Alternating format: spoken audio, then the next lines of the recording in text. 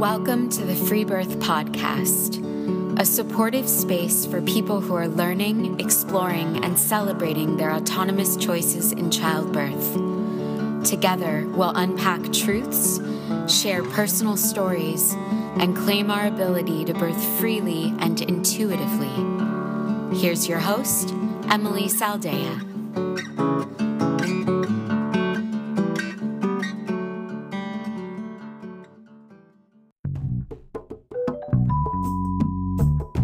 Today we have our first grand multipara on the show, meaning a woman who has given birth 5 or more times. Julie has had 11 children and is currently living in Arizona. From her first baby at 16 years old in the hospital with forced intervention and rough treatment, she went on to continue to be induced with her next 3 children in hospital.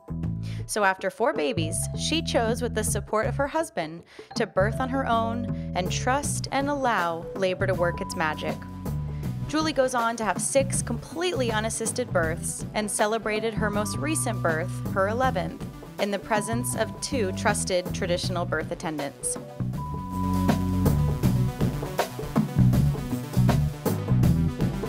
My first pregnancy, I got pregnant when I was 15 and birthed that baby 2 weeks after my 16th birthday. Wow. And, I didn't know a lot about birth. I took the regular hospital, pregnancy class or whatever, which was so lame, basically preparing you for the epidural. Mm-hmm. And so I did that. That birth was a little traumatic in the fact that I didn't really know a lot. And I was 16 and, it was a 15-hour labor and the doctor was threatening C-section if she wasn't born soon. So they used forceps and suction and a nurse's fist in the top of my fundus, pushing this child out. That baby was basically ripped out of my body.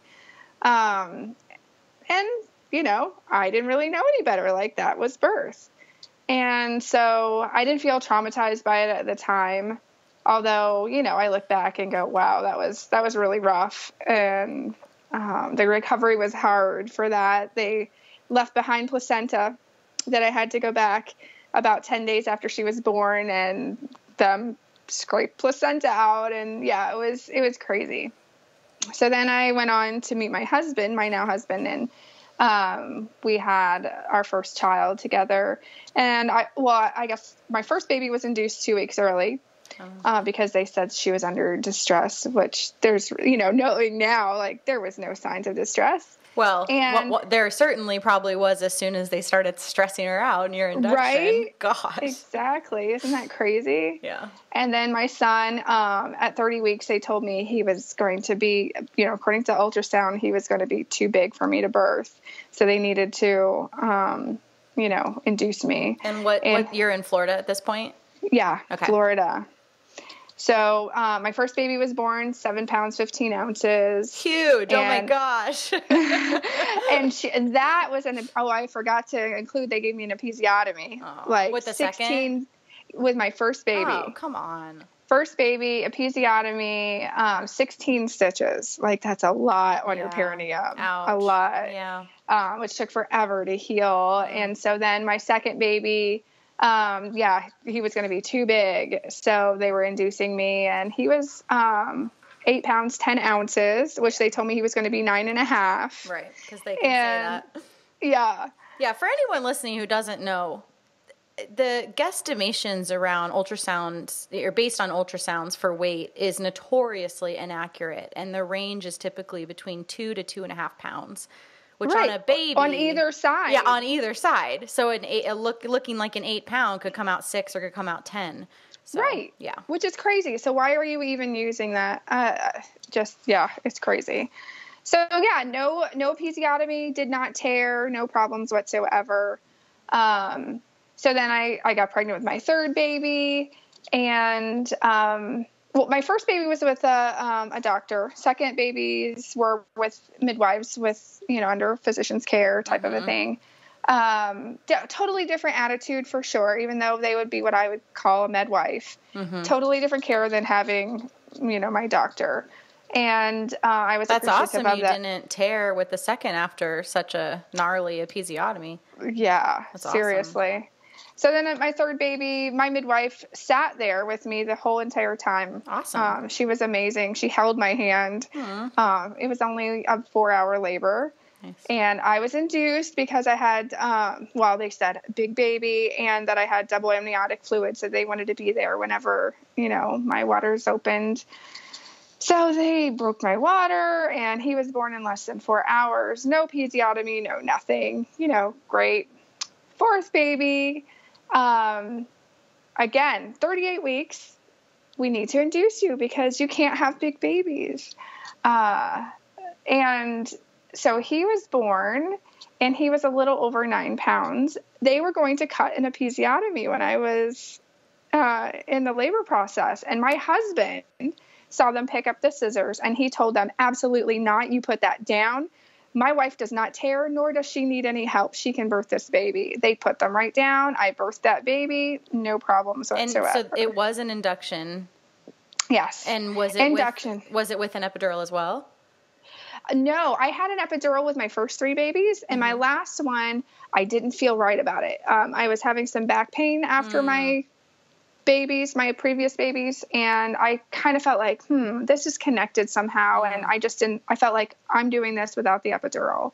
So yeah, induction, no epidural, that was extremely painful. Yeah. If you've ever had an induction, it's so artificial, and it's not anything like real labor. So I had never gone into labor on my own ever with my first 4 babies. It was all artificial. And of course, because I can't birth big babies, we have to make sure at 38 weeks, you have these babies. So I got pregnant with my 5th baby, and we knew more because we were around the community, our church community that we were in. Several of the moms there had home births, and I never, besides watching TLC's Baby Story, had never really seen too many home births. And so I just thought, hey, are you still in Florida at this point? Yes, okay. Still in Florida. So I thought, I just, watching so many baby stories, I was infatuated with birth and babies. And I especially liked the idea of having a doula, which was brand new to me. I was introduced to that through TLC and had thought, maybe one day I'll be a doula, which I ended up, eventually doing. But, I got pregnant with him, and we called the birth center that a lot of friends had used, but we knew we wanted to have our baby at home because it didn't make any sense if we're going to go. We just felt like if we were going to be natural, if we were going to just do it, because that was kind of in my mind, like, then let's just be at home. And then my husband had said, well, I want to catch the baby. Mm-hmm. So we had talked to the midwives, and we were talking to them about, price, because we were, cash payment. And after them telling me it was going to be $4,000, and I told my husband, and he's like, wow, that's a lot of money for you to do all the work and me to catch a baby. And, because back then we're like most people who are thinking, well, a good midwife anyway, doesn't really do anything. They're just there, right? But you're paying for all that skill and knowledge, and hopefully for them to not do anything. Mm-hmm. But, so we had thought about it, and we were talking to a friend of mine about what we were planning on doing. And she said, well, why don't you just have your baby at home? And my reaction was, is that legal? Like, I didn't even know that you could have your baby at home without anyone. Mm-hmm. I just thought, they would take your children away. And she's like, yeah, of course you can, it's perfectly legal. So immediately I knew that's what I wanted to do.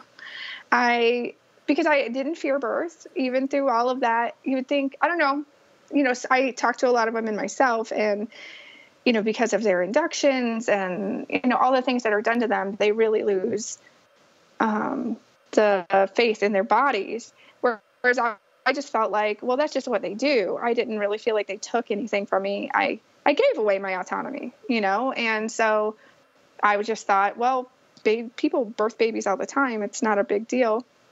I'm just going to birth my baby at home. So really I had no fear whatsoever. My husband, on the other hand, he said he was so nervous throughout the pregnancy because I chose to have an unassisted pregnancy. Whereas a lot of women I talk to have unassisted births, but they've seen somebody usually throughout their pregnancy, either a midwife or a doctor, and then they just choose to have their baby at home without them or call them late or whatever their story is. But I chose to have an unassisted pregnancy. I was going to take care of the whole thing because really I felt like, what do they do anyways? I go in there, I sit there for hours. They were going to make me pee in a cup. They were going to weigh me. They're going to take my blood pressure, feel in my belly, and send me out the door. And it just felt so ridiculous. Like, I can do this at home. I don't need them to do this. They had missed UTIs that I had gotten. So I just really felt like, well, the things that I would have liked them to pre-diagnose, they missed. So what was the point? It just felt like a bunch of aggravation to me. Mm-hmm. So, we did our own prenatals, which just meant, talking with some friends who had birthed at home on their own. I met a friend of my friend who had suggested that we have our baby at home. She hooked me up with some other people who had home births unassisted. And so I talked with them and just made the plan to wait, like, we're just doing this.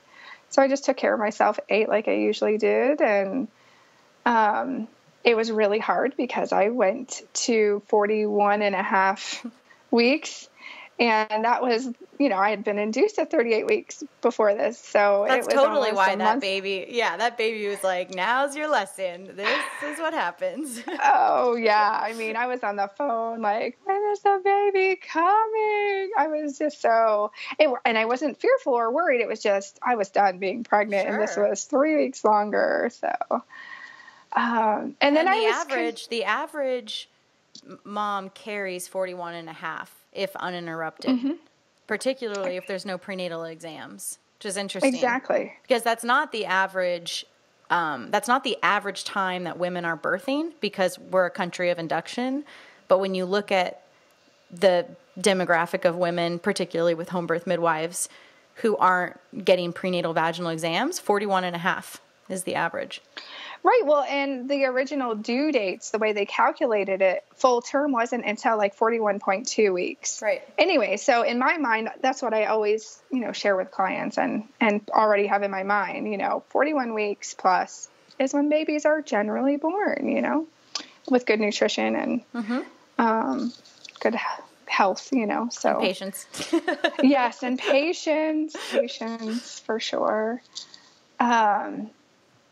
So yeah, I was concerned, would I know if that I was in labor? Because I had never gone into labor on my own. Yeah, it's a big leap.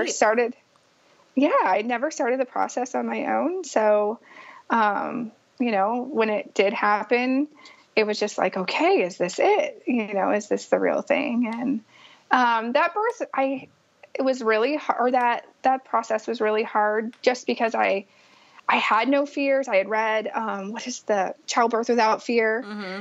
And I just thought I literally had no fear. And yet here I am feeling like pain. And that's his connection. Like, if you're not afraid of it, you're not going to feel the pain. And, so yeah, that birth totally made me feel like that is just not true. Cause I expected a pain-free orgasmic birth. Uh-huh. And it was not, it was totally work and it was painful, but worth every minute of it. And how long did that one last? That one was about 7 hours. And how was your mental space, and how was your partner during that birth, your first free birth? He was great. Like I think I said earlier, he was afraid, but he didn't tell me until weeks after the baby was born that he was nervous my pregnancy and nervous, throughout the labor. But he had enough sense to not share those things with me because, you absorb that. And you didn't pick up on that? No, not at all, because he trusts me. That's the amazing thing about my husband. He is absolutely wonderful that he believes that I know my body more than he could ever know it. And any fear or anxiety that he could have, as long as I'm confident, he's confident in me. Mm-hmm. And so I love that about him. Mm-hmm. And, I think it's a testament of, your relationship, so I talk to so many women who are like, my husband would never let me do that. And I'm like, what do you mean let you? Like, it's your body. Big trigger for me. Yeah, me that too. Is intense. I know. That's one of the hardest things that I hear women say. But got to stay compassionate for where they're at. Yeah. Right. Yeah. Yeah, exactly. So how would you, first free birth, fifth baby versus 4 previous inductions, how would you, this is kind of a weird question, but in terms of the pain and how you coped, it was epidural, and then Pitocin, no epidural, and then total free birth at home. How would you relate those experiences in terms of the pain? Because you said it was a pretty hard labor. Yeah, I think mostly because in my mental space, I just expected, because I'm doing this like natural free birth, that it would just be less painful. And knowing that I wasn't afraid of it, it just kind of caught me off guard. But like my epidurals never worked anyways. I was always just numb on one side. So I see these, being a doula, go into these births and the women have an epidural and they're feeling zero, like nothing. I never had an epidural like that. None of mine were like that. It was still pretty agony, a lot of agony for sure. I would definitely consider it agony, but not, with my free birth, it wasn't like that. It was just pain that I got to work through. And but you weren't suffering. No, not at all. And it was amazing. I was actually super scared towards the end. I think, of course, 15 minutes before he was born, all the contractions stopped for 15 minutes, nothing. And I was just like, oh no, like I was so afraid that my labor had stopped. And it wasn't. Whenever it's your own body doing it, your body knows when it needs to take a break. And my body was amping up for that last hoorah, to push a baby out. I had a mom one time years ago who literally at 10 centimeters, everything stopped. She got to 10, she got checked, everything stopped. She kicked everybody out. She took an hour nap, no waves. She took an hour nap and then woke up and told her, well, it wasn't really her husband, I think it was her boyfriend, that she wanted a chicken sandwich. He literally left. And I'm like, oh, you might miss the birth. And she's like, no, I need a chicken sandwich. This is her first baby. He goes and gets her a chicken sandwich, comes back, she eats it. And then literally her labor started up and she had a baby like 20 minutes later. Isn't that my gosh. Crazy? I love it. Very often there is this rest between 10 and pushing. Yeah. Yeah. Yeah. Which unfortunately in the hospital, we miss that because the second you're 10, you better start pushing no matter if baby's at 0 and da-da-da-da-da. They totally miss this grace period that you get to see with more undisturbed births, where it's very common for there to be a little bit of a rest, like for you 15 minutes or sometimes even longer. So, yeah. Right. Yeah, for sure. And I think that's the beauty of hands out of the vagina, like nobody's in there feeling around telling you, oh, you're missing it. Clearly you should be pushing. Right. Yeah. And that's what, cause that's something that people talk to me about. How will you know when to push if no one's doing a vaginal exam? Yeah.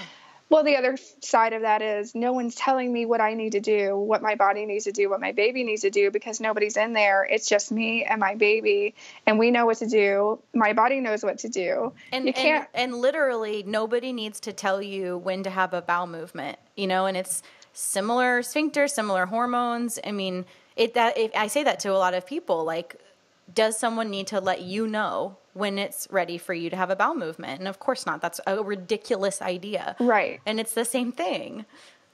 Exactly. So you just know, you trust it more. When you look to the outside, you look more to the outside. It's a lot harder to trust your instincts and what your body, because you get these confusing signals. Well, they're telling me this, but I kind of feel this. And we're culture predicated on the woman being numb, so yeah. Of course, if 95% of births that are happening in our culture are by numb women, they do need to be told when to push most of the time. You know? And so if that's the majority, then it's understandable that we've created this like smaller gap of women who are genuinely confused by it, because we're in a culture of, you're not going to know, because you'll have a total disassociation from your body, and we'll be managing your body, and we will tell you when it's time to produce this product, Right. Exactly. So, Yeah. okay, so your fifth was your free birth. It was hard, but you didn't suffer. You didn't get the orgasmic, perhaps ecstasy. No orgasmic birth, no, but it was great. And I did it. And it was amazing to be able to share that with people because people we got the deer in the headlights look every time we would tell people, no, we don't have a midwife. And, different people deal with it differently, but I'm a very open and honest person. So I never hid what we were doing. I felt like, I couldn't find anybody to support me and who really had, any resources online even. So I wanted to be that for other people and say, look, it's natural. Having a baby is not a medical event.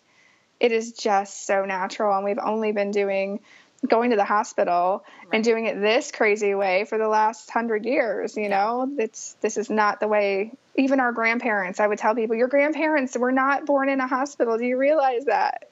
That's true, right? So our grandparents birthed in hospitals, but most of them were not born in hospitals. Yeah. Right. So that's not even that long. No, not at all. It's not like, thousands of years ago, people didn't go to the hospital. It's this not far been away. that long. Like people are alive today to have seen this evolution or billions and billions of people in the world. So if home birth was killing people, like they say, like they want you to think, then we would be pretty much extinct at this point, right? Yeah. It literally makes no sense. Yeah.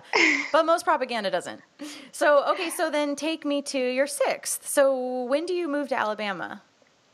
After my sixth. We moved to Alabama. Okay. So my sixth birth was, again, we knew we would have another home birth, unassisted pregnancy, unassisted birth. It was my first water birth. Kind of went uneventful. It was just my husband and I. Our first home birth was, we had a couple friends there just to help out, and just be there with us, praying with us. And then our second one, I thought, that's just my husband and I. My mom came over, watched the younger kids, and that was a water birth. I did not enjoy my water birth. I am a land birther. Water birth doesn't appeal to me. I loved the labor, but he was over 10 pounds, and I really felt like I needed the gravity. Yeah. And so most likely of course, when you're just a mom, you're not listening to all the crazy stories. He most likely might have had some shoulder dystocia, but I just moved around and he popped right out. And, but I really wished he would have been on land, and I've chosen to land birth ever since with that. So did he come out a little sticky, or was it? Yes, his head was out for a while. It was his shoulders that took it seemed like forever. And my husband was definitely, you could tell, nervous about it. And then he had a short cord. So we're in the water, and it's so awkward to try to hold him up out of the water. And I just wanted to get out and in bed. And so, the water made it feel really awkward. So when he felt a little stuck or sticky, did you just started wiggling your hips? And my husband kind of tilted me forward, and just a slight little bit of a movement, he just slipped right out. Nice. Thankfully. Good.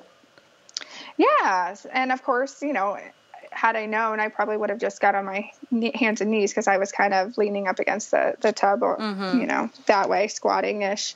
So, super simple, no problems. And then we moved to Alabama, and if I thought I couldn't find support in Florida, I certainly didn't find it in Alabama. Yeah. I was telling you earlier that, it's like 20 years behind there, and people really thought I was crazy. But at this point, with 2 free births, there's no way I would ever go back to doing it in the hospital. And that's what I would tell people when they would ask, aren't you afraid? I wasn't really afraid to go to the hospital, but if I would be afraid of something, it would be to go to the hospital, not stay at home. I had already experienced all the things they want to do to you. I just want to birth my baby the way we are created to make, to birth babies. And so that birth was really nice. My oldest is a girl, and then we had 5 sons in a row. Whoa. So my 7th baby in Alabama was my first girl in 14 years. Wow. That was really special. And, it's interesting your progression over the years and the things you learn, because there wasn't like I said, there's not a lot of resources out there even now, but 15 years or 13 years ago, there definitely wasn't. We read what we could. And my philosophy from the beginning has just been, what is the natural? If we go back 200 years ago, 300 years ago, people just birthed their babies. They found out they were pregnant. They knew, in so many moons, during this certain month, my baby would be born. They didn't need to know a day. They didn't need to know an hour. They didn't need to induce. They just waited on a baby. Yeah, it was a way of life. It wasn't so heady. Right. It was just something you did.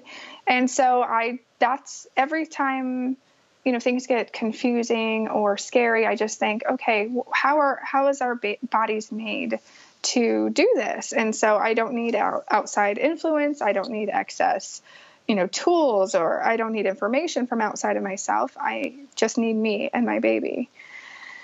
And so it's never been scary to me to birth at home. It feels natural. It feels like you're doing something like not wrong to go to the hospital, but just like, to me, it feels like nails down a chalkboard. Like that's just not, it's that weird feeling. Like excessive. That's not where you're supposed to birth. Yeah. It literally, like, I'm going to repeat the analogy because it really feels as ridiculous to me as having, like, going somewhere medicalized to have a bowel movement. Yes. And like, it really, like, okay, on the grand scheme of things, yeah, probably a couple people are going to need assistance. Yeah. Doing that, but most people won't. Right. Yeah. So, okay. So what about your 8th? Yeah, let's see. 8th. Now, number 8 was interesting. Like, number 7 was a really good birth. I enjoyed her. She was born at 42 weeks. She was, almost 10 pounds. And of course, remember, I can't have a big baby. That's why they have to induce me at 38 weeks. So all those babies were born. Number 7 was born at 42 weeks. Wow. On the dot. A whole extra month of pregnancy. That's so wild. It's crazy. Mm-hmm. And so number 8, I had serious anxiety during his pregnancy about the pain. At this point, I've had 7 births. And for whatever reason, my boy pregnancies tend to be harder emotionally on me. So, because like you were talking about earlier, like being a grand multip and having so many children and what that's like. And it's interesting how one pregnancy can be so different than the others. My last pregnancy and birth was the easiest and the fastest so far. Nice. And yet with my 8th pregnancy, I dealt with such anxiety over birthing this baby. And I don't really know why. It was just, I feel like every birth has a story, has a lesson in it for you. And of course, the story that will unfold for that child. And it's not necessarily about you. Like, it could be the baby's, whatever you want to call it, karma or destiny. Right. Or, it could be the baby's energy that you're picking up on. Yeah, for sure. It was just really strange. So yeah, that was really tough. And that pregnancy that birth was really, really without a hitch, 6-hour labor. It was my husband and I and my mom, and he was born, and then, yeah, fantastic. Very favorite. Sorry, I was going to say, do your kiddos ever participate? Are they ever around for the birth?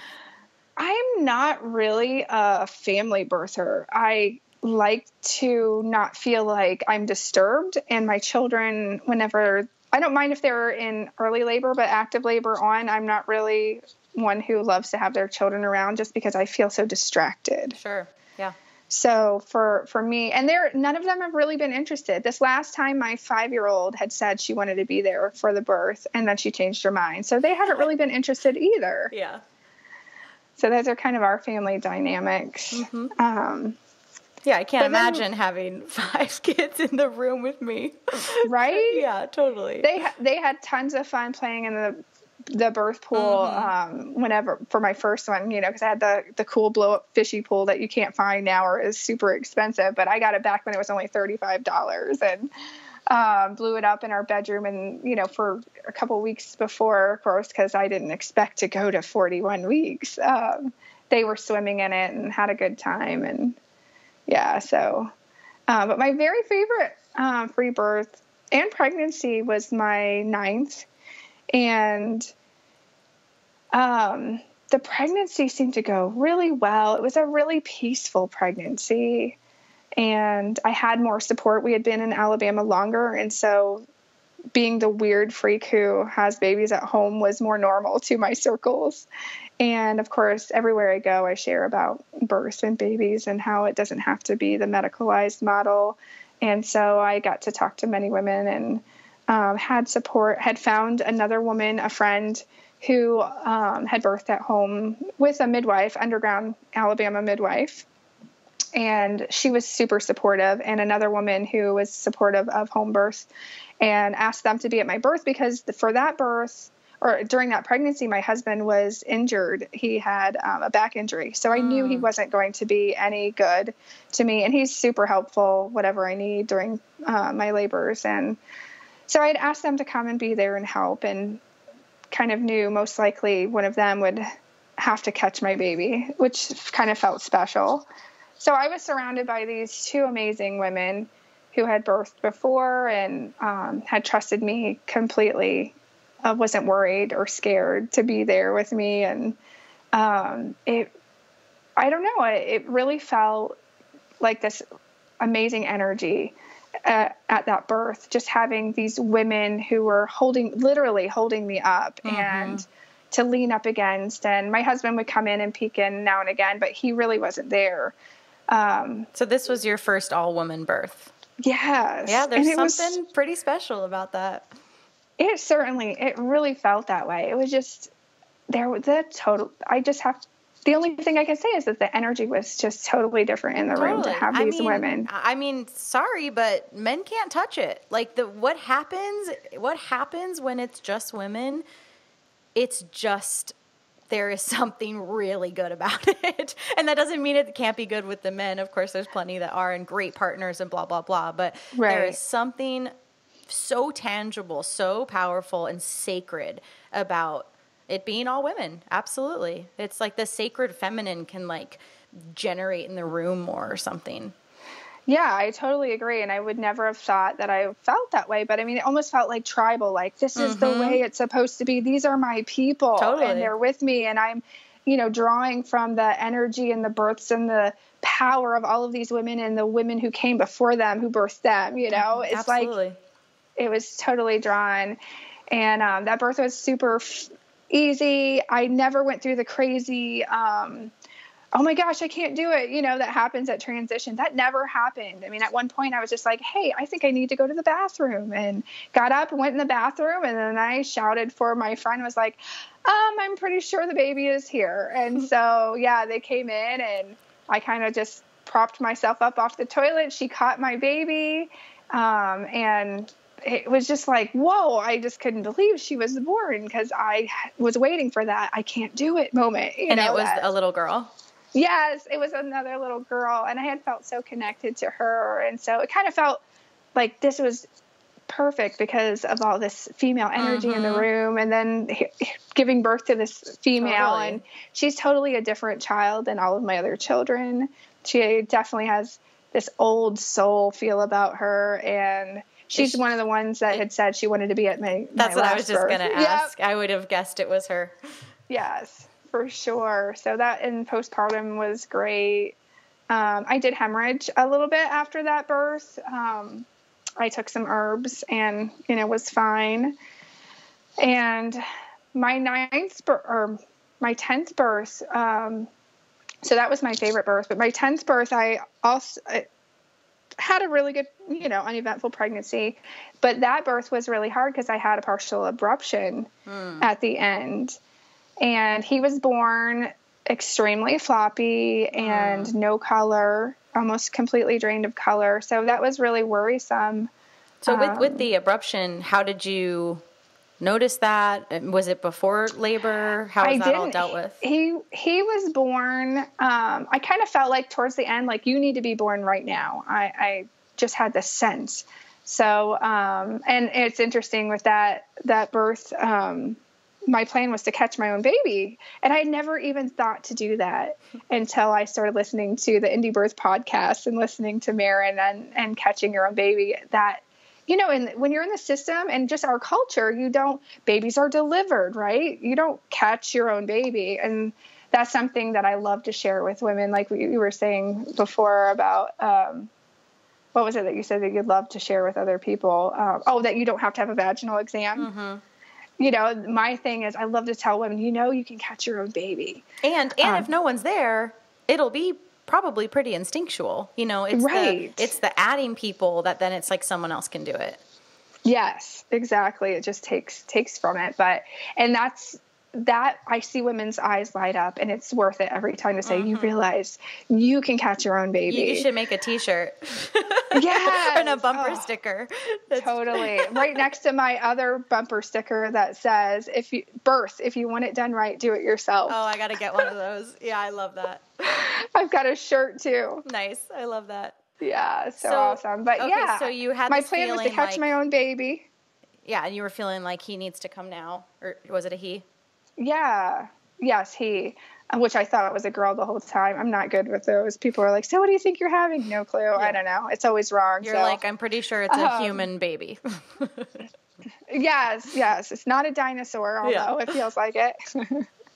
I wanted to catch him, but I learned during that birth that I have T-Rex arms, and they are not long enough to reach underneath there. Although, I was in my bathroom floor, so anyways, my husband was in front. My good friend and doula, Christina, was behind me. So she caught my baby and handed him through to me. And he, like I said, he was so, I knew he was alive, but he was so lifeless. And then I could tell that I was bleeding quite a bit. And so, which I wasn't concerned at the time, because I just want my baby to, transition well. And it took a good while to get him to, take some breaths and really pink up. And what were you doing at that point? I was holding him and talking to him and praying, and just, I just, kind of knew like he would be okay. And some babies take a little bit longer. I knew clearly he was stunned. Just, through my midwifery studies also, I knew a little bit more at that time. But I have a trusting that what will be, will be. And so I'm not really this fearful even of death, which I think that if we're going to be real with in the birth world, we have to realize that not all babies make it. Yep. And we have to really embrace that. Nobody wants to be that person, of course. But not death and life are so bound up in each other. And so I have this trusting that, I'm not anti-hospital. There's no, if there was a problem, we would totally go to the hospital. But at the same time, the worst thing in the world isn't death. I think it's maybe being alive and living as if you're not alive, So anyways, our kind of philosophy with that is, our baby would be what it was. And so once he was fine and pinked up and everything, I knew I needed to get this placenta out because I knew I was bleeding a lot. And so I took some Angelica because I knew about that, and some shepherd's purse to start, clamping down and getting some clotting going. But I had lost a lot of blood. And I mentioned that because, some people are like, don't tell the scary stories. And it took me a while to write my birth story. You can go to atthewateringHole.blogspot.com and read Ezra's birth story. And it took me months to share it because I didn't want to scare women off from having an assisted birth. Like, see, this is why you go to the hospital. It took me a while to share my birth story because I didn't want to scare other women from pre-birthing, because I, in my mind, I thought, some people might say, see, this is why you need to be in the hospital for situations that happen like this. But for me, I felt like, and you can read about that on my blog, but that birth may have been a C-section birth, because they might have caught that maybe he was under distress, that my placenta had abrupted and ended up being in a C-section. And, a C-section, I've never had one, but, I know enough about them and have known enough women to know that they are not a cakewalk to recover from. There's things your baby misses out on. seeding their microbiome and just like their gut and their lungs. And like, there's just all of these things that we mess with when we do unnecessary C-sections. And of course the recovery from that. And then my future births, like if I ever wanted to have more children, now I've got this scar on my uterus. Well, and like what you're speaking to, I mean, this is a huge conversation, I think, for people on either fence. Right. And what we were talking about before we started recording is, I've talked to some women who have hemorrhaged after free births, just like I've talked to women who have hemorrhaged after every type of location in birth. And, it is a quote unquote risk, assessment that women that free birth are taking. But, at the end of the day, everyone I've talked to obviously has survived, and they wouldn't have changed anything. Exactly. And I wouldn't have, I totally wouldn't have. I was at home. I didn't have to be in some strange place. My baby was fine. My baby was with me.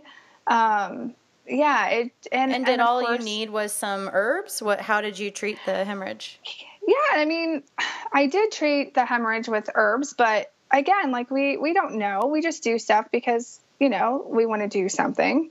And my body, as soon as the placenta came out, it was probably doing exactly what it needs to do. There's no proof that the herbs work or didn't work, or you know what I'm saying? Mm-hmm. So it's like most of the time birth works, babies are born and they transition, and our bodies are these amazing things. Well, and the irony of what they give, they give Pitocin to treat a hemorrhage, which is artificial oxytocin. And so, what the midwifery approach or the, unassisted approach would be, well, let's stimulate oxytocin when we're, if there is a hemorrhage, let's get baby to nurse, let's get, the nipple stimulated or herbs that stimulate it, whatever. And we're actually providing the real hormones that the hospital would be providing the synthetic version. So it's kind of, it's not funny, but it's almost funny. Right. Which those artificial hormones end up blocking your natural oxytocin. Yeah. And it makes breastfeeding more difficult later on because it blocks those awesome hormones that tell your body, hey, you need to make milk. Mm-hmm. So yeah, there's just this huge cascade of interventions that, would have happened had I been in a hospital. So I am thankful that my baby was born vaginally, even though it wasn't a butter birth.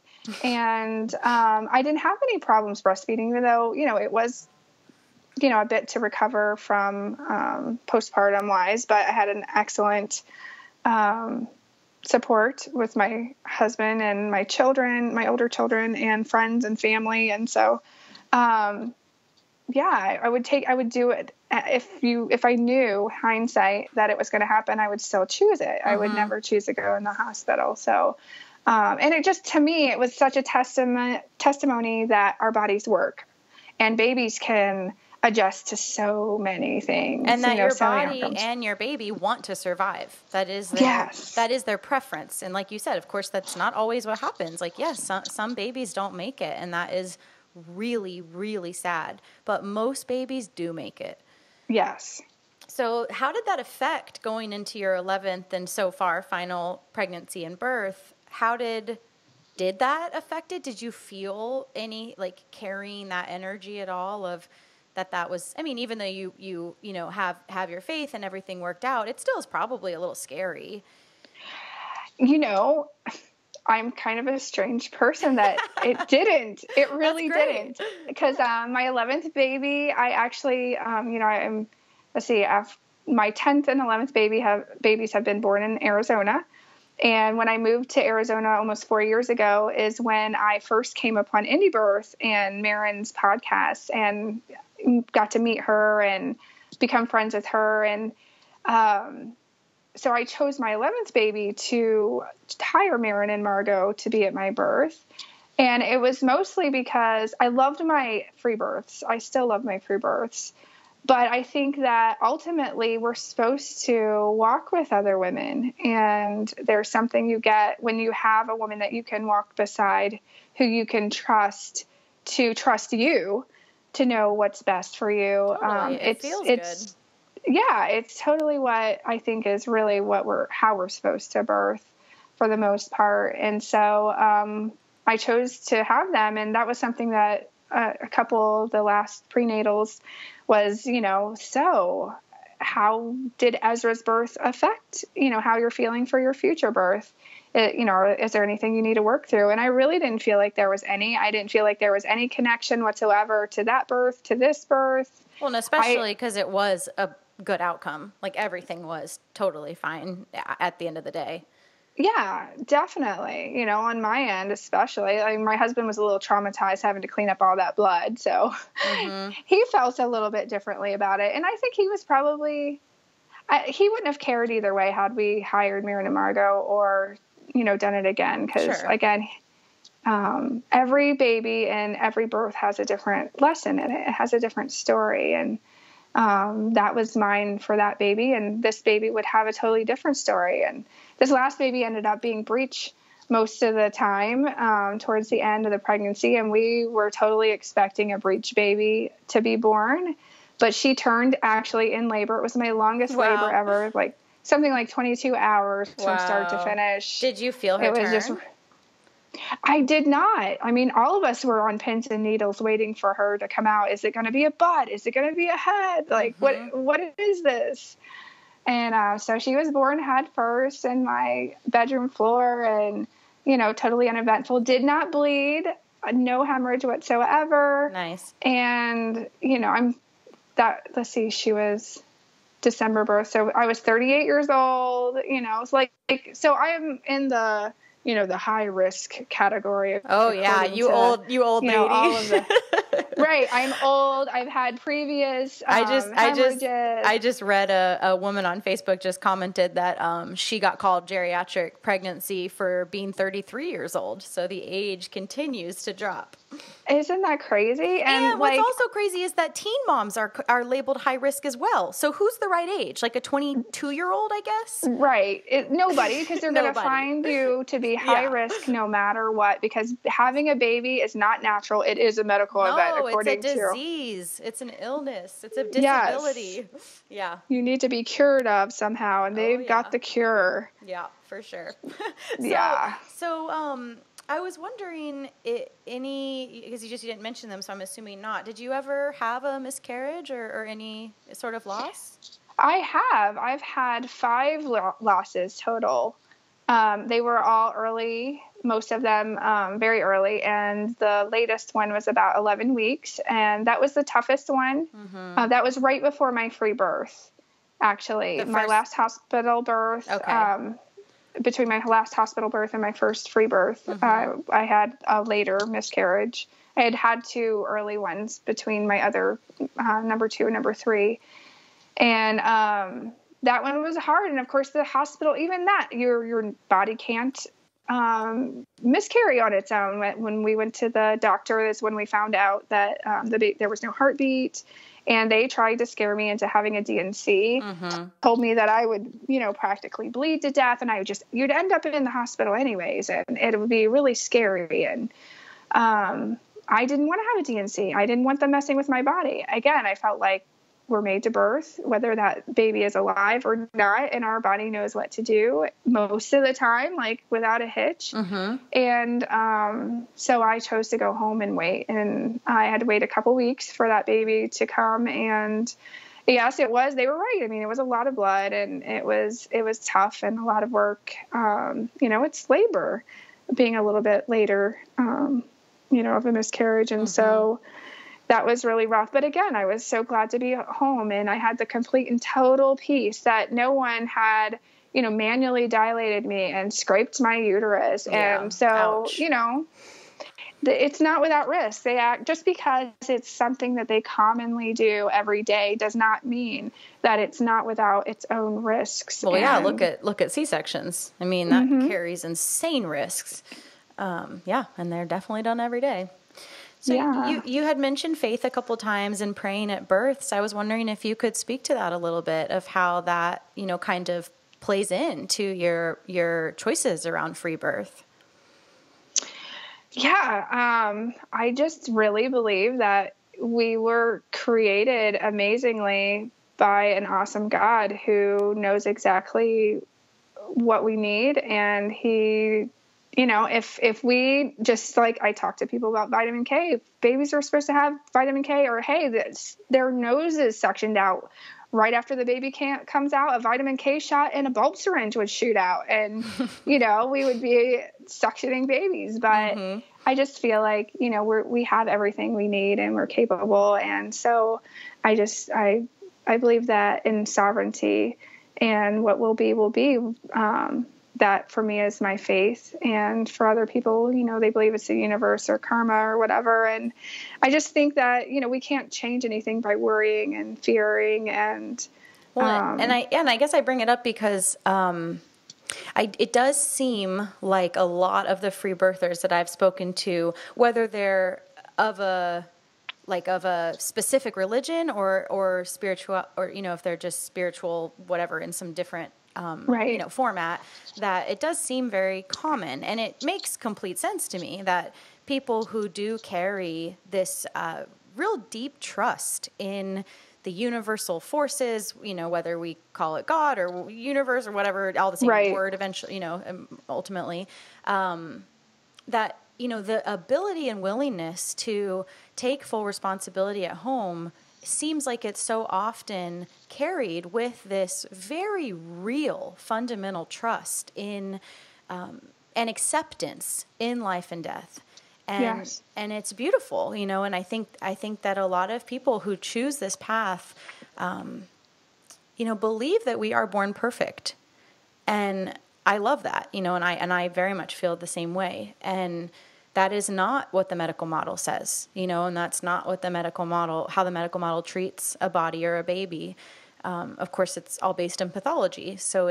And that is really comfortable for a lot of people. But I do think there's this interesting conversation, an intersection of faith, spirituality, and trust, and choosing, really choosing to let God do its work, and again, like that, we're all saying the same thing at the end of the day. I'm not religious, but I totally get down with, the same concepts that we're talking about. And yeah, I see that connection happening more and more in the free birthing world. And it's beautiful. I think that our country, maybe in everyone's little communities, but our country, our culture doesn't talk enough about our connection to God and about our spiritual connection to, the divine source, whatever that is for you. And I mean, people do in their own religious communities, but across the borders of everybody, I feel like it doesn't get talked enough that, this is a deeply spiritual choice, and it does innately therefore carry quite a bit of very real trust in the way of things. And like you said, what will be, will be. And I think that's something that if someone is not of faith or of feeling that connection, that's fundamentally a huge difference that they're never going to be able to wrap their head around. Agreed. That, you and I very much can. I'm willing to give it up to God and let what happens. And I also believe that if something is off and if I need the medical model, that I'll have some sort of a sign. I just believe that. Yeah. And if I'm wrong, and if I have a sad outcome, of course it would be so sad, but also I'm not in control, and I don't want to be in control, because when we look at the actual data and outcomes of the hospital, they're not actually in control either. No. I mean, that's the crazy part of it all, is that, no matter what you say your faith is, you have faith in something. You either have faith in God or you have the faith in the medical model. Mm-hmm. You're having faith that doctor is going to catch whatever issue and save you from X, Y, and Z or whatever. So yeah, we all have faith because we're spiritual beings, whether we admit it or not. All of us, we are spiritual beings. And when we get back to understanding that, then we can make better decisions for ourselves and our babies and our world. And really, the medical model is not working. Women and babies are dying at higher rates than some third world countries, mm-hmm. which is insane. Mm-hmm. Totally. Yeah. And that, like you said earlier in the interview, that death is not necessarily the worst thing. I think that's so powerful, because we live in a culture where nobody's allowed to die. It's just not allowed under the medical umbrella, and that's not real. That's not what is true. And therefore it actually, has this other effect of when people do die and when there are losses in pregnancy, it's like 1,000 times more complicated and traumatic because society doesn't know how to acknowledge and support and normalize that. So it's another big interest I have around this free birthing community of just the more realistic acceptance, that we aren't in control and that we've got to just give it up to God and what will be will be. And there's so much more of a conversation of death in the free birth community that I really, really appreciate, because for being in the birth world for 12 years, it's almost never talked about in the circles that I've ever been in. And so, it seems... it's because it's almost like you're not allowed to, because then... like doctors, whenever babies or mamas die, you never hear about it. But it's this, in the free birthing world and even midwifery circles, if they lose a baby, somehow it was the midwife's fault or it was the parent's fault for, being careless or reckless or whatever.